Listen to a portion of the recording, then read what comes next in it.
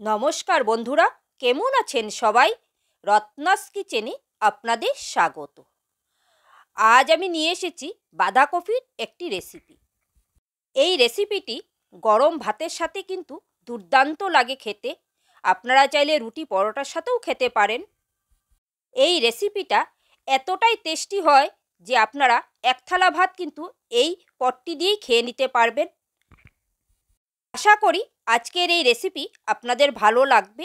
যদি ভালো লাগে লাইক, কমেন্ট, শেয়ার করতে ভুলবেন না। আর আমার চ্যানেলটিকে সাবস্ক্রাইব করে পাশে থাকা বেল আইকনটি প্রেস করে দিবেন, তাহলে আমার নিত্য নতুন ভিডিও সবার প্রথম আপনি পেয়ে যাবেন। যারা ফেসবুক থেকে আমার ভিডিওটি দেখছেন, যদি ভালো লাগে আমার পেজটিকে ফলো করে দিবেন। চলুন বন্ধুরা, রেসিপিটা শুরু করি। বাঁধাকপির রেসিপির জন্য এখানে আমি বাঁধাকপিগুলোকে দেখুন ঠিক এরকম একটু বড় বড় টুকরো করে কেটে নিয়েছি। আর এটাকে আমি যে পাত্রে সেদ্ধ করব সেই পাত্রের মধ্যে নিয়ে নিয়েছি। আর এগুলোকে কিন্তু খুব ভালো করে আমি আগে ধুয়ে নিয়েছি বাঁধাকপিগুলোকে কেটে। এখন আমি এর মধ্যে দিয়ে দিব স্বাদ অনুযায়ী লবণ, আর দিয়ে দিব সামান্য একটু পরিমাণে জল, কারণ বাঁধাকপির থেকে কিন্তু এমনিতেই জল বেরোবে ভাপালে, তাই আমি সামান্য 4-5 চামচের মতো জল অ্যাড করে দিলাম।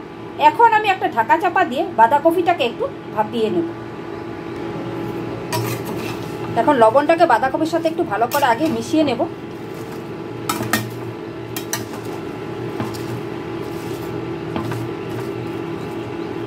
এখন আমি একটা ঢাকা চাপা দিয়ে দেব আর এটাকে ভাপিয়ে নেব। বাঁধাকপিগুলোকে আমি ভাপিয়ে নিয়েছি, ঢাকা চাপাটা আমি তুলে দিয়েছি। এটা আমি 5 মিনিটের মতো কিন্তু ভাপিয়ে নিয়েছি দেখুন। এখন আমি হিটটাকে বন্ধ করে দিয়েছি। আর এর যে জলটা ছিল জলটাও কিন্তু পুরোপুরি প্রায় শুকিয়ে গেছে, সামান্য একটু জল আছে। এখন আমি এটাকে এই গরম থেকে উঠিয়ে একটা পাত্রে তুলে রাখবো আর এটাকে ভালোভাবে ঠান্ডা করে নেব। বাঁধাকপির পাতাগুলোকে যে ভাপিয়ে রেখেছিলাম সেই পাতাগুলোকে এখন আমি একটা মিক্সিং জারে নিয়ে নিয়েছি। এখন আমি এটার একটা পেস্ট তৈরি করব। বাঁধাকপির পেস্টটা আমার তৈরি হয়ে গেছে দেখুন। আমি কিন্তু ঠিক এরকমভাবে পেস্ট করেছি, একদম কিন্তু স্মুথ পেস্ট করি নাই, কারণ বাঁধাকপিটা এরকম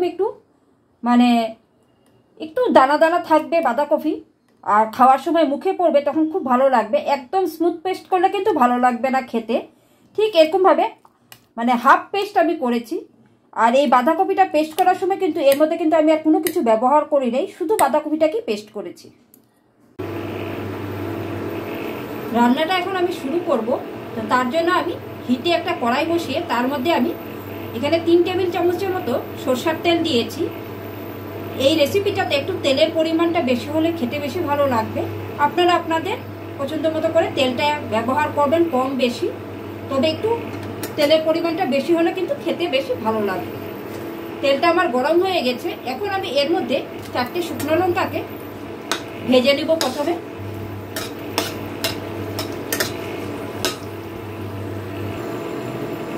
শুকনো লঙ্কাগুলো আমার ভাজা হয়ে গেছে, এগুলাকে এখন আমি তুলে নেব।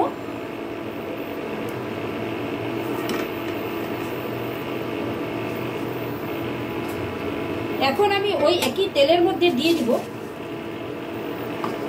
হাফ চামচের মতো কালো জিরে, আর দিয়ে দিব 10-12 কোয়া রসুন কুচি। এখন রসুনটাকে আমি এই তেলের সাথে একটু ভালো করে ভেজে নেব, যাতে রসুনের মধ্যে একটা কালার চলে আসে আর খুব সুন্দর একটা গন্ধ বেরোবে রসুনটা যখন পুরো ফ্রাই হয়ে যাবে। রসুনটা দেখুন খুব সুন্দর একটা কালার চলে এসেছে আর খুব সুন্দর করে কিন্তু রসুনটা ফ্রাই হয়ে গেছে আর একটা খুব সুন্দর গন্ধ বেরিয়েছে ফোড়ন থেকে। এখন আমি এর মধ্যে দিয়ে দিব একটা বড় সাইজের পেঁয়াজকে এভাবে আমি কুচিয়ে নিয়েছি লম্বা লম্বা করে। তো এটা আমি দিয়ে দিলাম।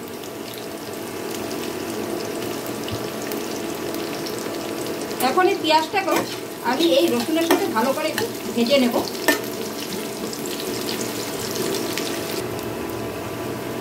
পেঁয়াজটাকে দেখুন আমি হালকা লাল করে ভেজে নিয়েছি।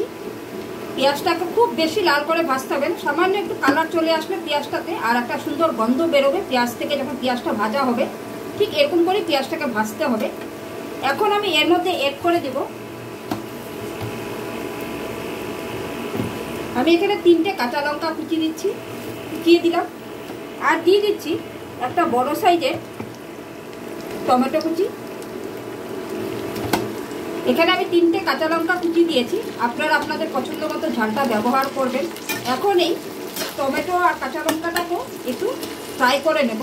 আর টমেটোটা নরম হওয়ার জন্য এখানে আমি স্বাদ অনুযায়ী লবণটা দিয়ে দেব, কারণ আমি বাঁধাকপি সিদ্ধ করার সময় লবণ ব্যবহার করেছিলাম, তাই এখানে পরিমাণ বুঝে আমি লবণটা অ্যাড করে দিলাম।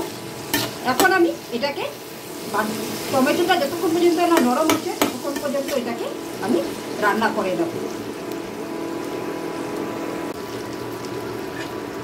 টমেটোটা দেখো নরম হয়ে গেছে।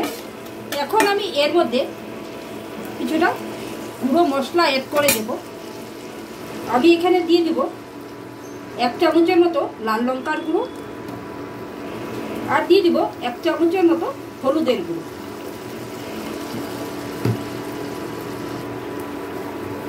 এখন সামান্য একটু জল দেব, খুব সামান্য করে অল্প জল দেবো যাতে মশলাটা নিচে লেগে না যায়।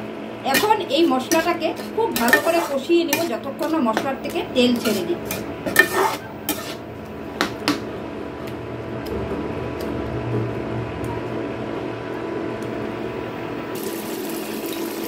মশলাটা খুব ভালো করে কষানো হয়ে গেছে, মশলাটা কিন্তু খুব সুন্দর করে তেল ছেড়ে দিয়েছে দেখুন।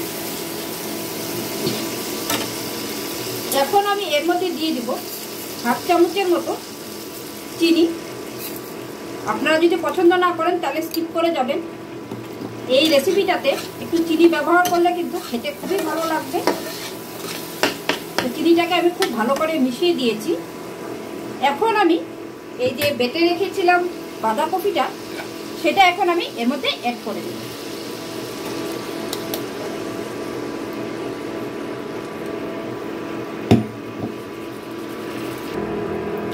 এখন এই বাঁধাকপির বাটাটাকে আমি খুব ভালো করে এই মশলার সাথে মিশিয়ে নেব। আর এই সময় কিন্তু গ্যাসের হিটটাকে খুব বাড়িয়ে নেব, মানে হাই ফ্লেমে রেখে এটাকে কিন্তু এখন অনবরত রান্না করব, যাতে বাঁধাকপির মধ্যে যে জলটা আছে সেই জলটাকে কিন্তু পুরো শুকিয়ে নিতে হবে। এখন কিন্তু হিটটাকে একদম বাড়িয়ে তারপর এটাকে রান্না করতে হবে।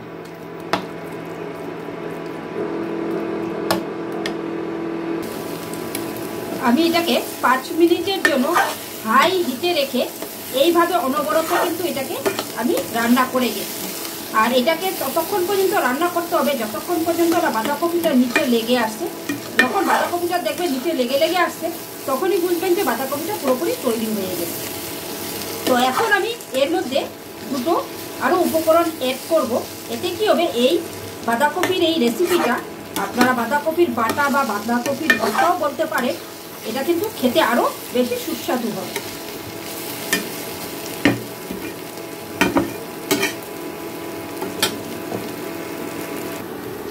এখানে যে আমি 4টে লঙ্কা ভেজে রেখেছিলাম তার মধ্যে একটা লঙ্কা আমি রেখে দিচ্ছি, আর বাকি 3টে লঙ্কাকে আমি এই নুনের সাথে খুব ভালো করে একটু মেখে নেব, যাতে লঙ্কাটা খুব ভালো করে কিন্তু ভেঙে যাবে। এই নুনের সাথে এইভাবে চটকিয়ে নিলে খুব ভালো করে কিন্তু লঙ্কাটা গুঁড়ো হয়ে যাবে।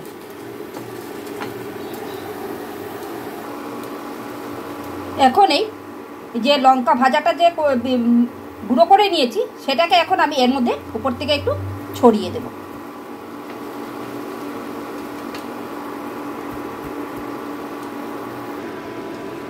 এখন এই লঙ্কার ভাজা লঙ্কাটাকেও এই বাঁধাকপির সাথে খুব ভালো করে মিশিয়ে দিব।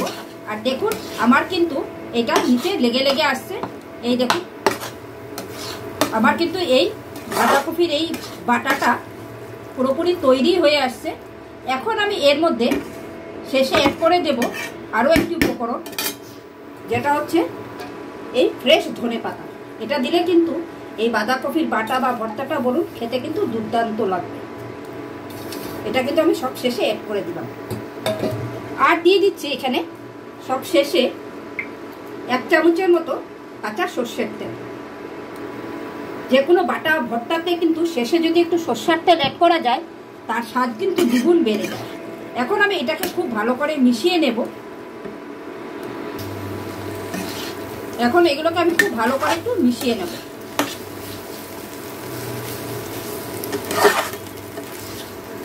আর এখন আমি হিটটাকে বন্ধ করে দেব আর এটাকে একটা সার্ভিং প্লেটে তুলে নেব।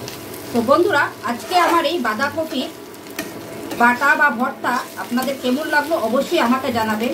একঘেয়ে বাঁধাকপির ঘন্ট বা বাঁধাকপির নানান রকমের রেসিপি হয়, খেতে খেতে যদি মুখে ওরচি এসে যায়, বাঁধাকপির এই রেসিপিটা অবশ্যই একবার ট্রাই করবেন। গরম ভাতের সাথে কিন্তু এই একটি পদ হলেই খাওয়া হয়ে যাবে, আর কিছুই লাগবে না। এতটাই সুস্বাদু হয় খেতে এই রেসিপিটা। তো আজকের এই ভিডিওটা আমি এখানেই শেষ করছি। আপনারা সকলেই সুস্থ থাকবেন, ভালো থাকবেন। আবার একটা নতুন ভিডিও নিয়ে আপনাদের সাথে আমার দেখা হবে। Thank you.